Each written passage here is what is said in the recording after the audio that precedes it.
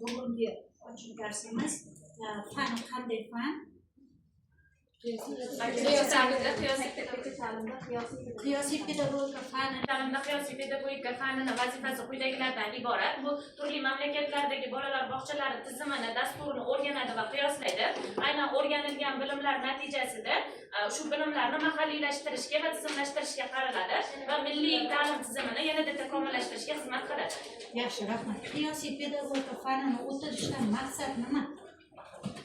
Qiyosiy pedagogika fanini o'qitishdan maqsadi jahon davlat ta'lim tizimini va maktabgacha ta'lim tizimini o'rganish, baholash, tahlil qilish va uning yutuqlarini o'rganib maktabgacha ta'lim tizimida rivojlantirib qo'llash va jahon tajribalarini mentalitetimiz asosida qo'llashdan iborat. Yaxshi savol qilasiz. Masalan, siz ijodkor, kreativ, kompetentli o'qituvchi sifatida, tarbiyachi sifatida qanday qiyosiy pedagogikadan foydalanasiz? Hop, qiziq. İjtimoiy tarmoqlardan foydalangan holda boshqa bir davlat metodini olib o'zimizni tarbiyachi sifatida va uni bolalarga agar to'g'ri kelsa qo'llashimiz mumkin. To'g'ri kelsa qo'llaysiz. Demak, biz rahmat. Boshqa oliy o'quv yurtlaridan, boshqa universitetlardan qanday farq qilamiz? Universitetimiz bilamizki, O'zbekiston Milliy pedagogika universiteti hisoblanadi. Ya'ni nafaqat O'zbekiston hududida, balki boshqa chet davlat hududlarida ham diplomi kuchga ega bo'ladi. Yaxshi, rahmat. Hisoblanadi. U davlatdagi ta'lim tizimini rivojlantirish maqsadida maktabgacha ta'lim tizimi va ta'lim maktablari vazifalarini to'liq o'rganib, uni sistemalarga ajratishda.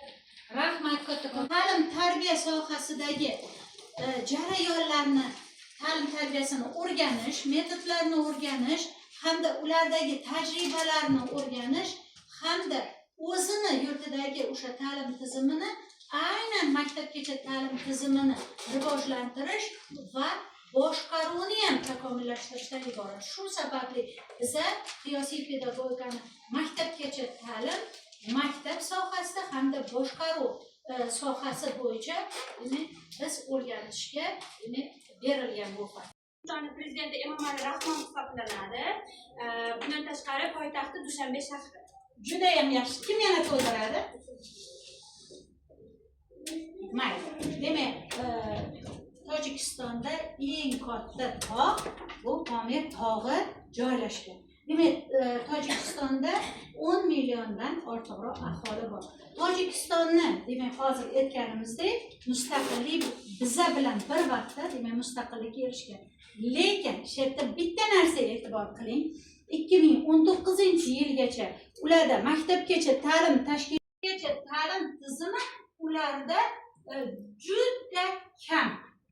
Unga ham faqat boy xonadonlarning bolalari borishi mumkin ekan. Boshqalar bora olmas ekan.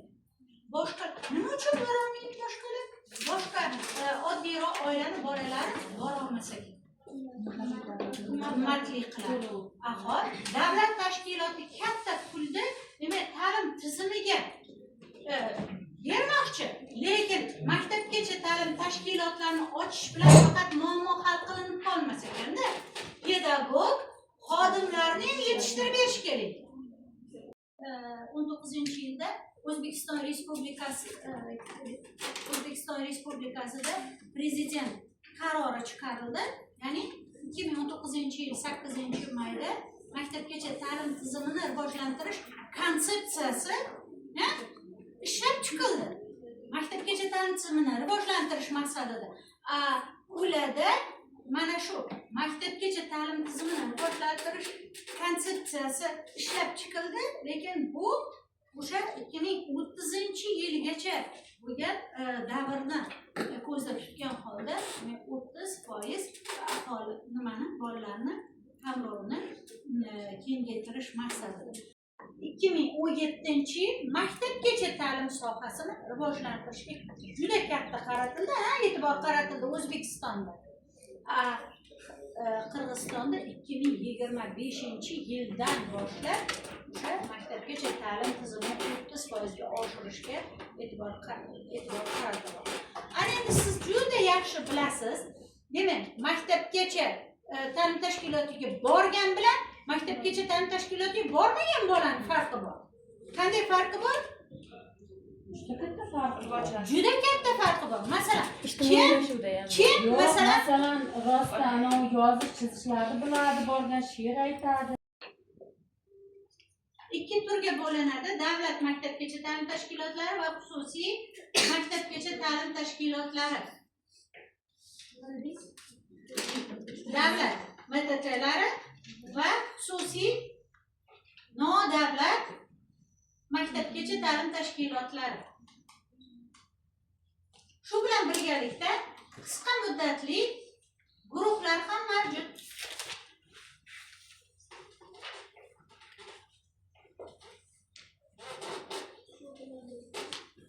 Qisqa muddatli guruhlar ham mavjud.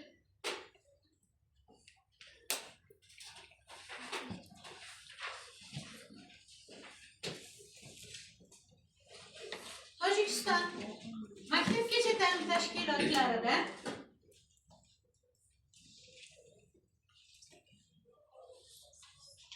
maktabgacha yoshdagi bolalarni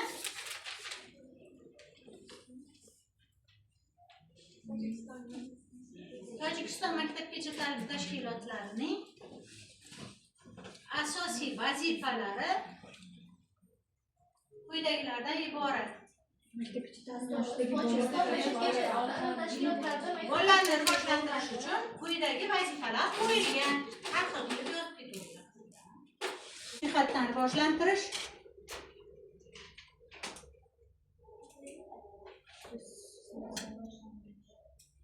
ona tili va nutqini rivojlantirish,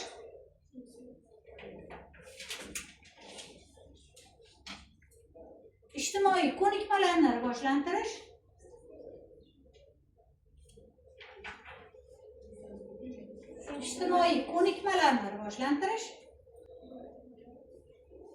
hamda maktabga sifatli tayyorlash.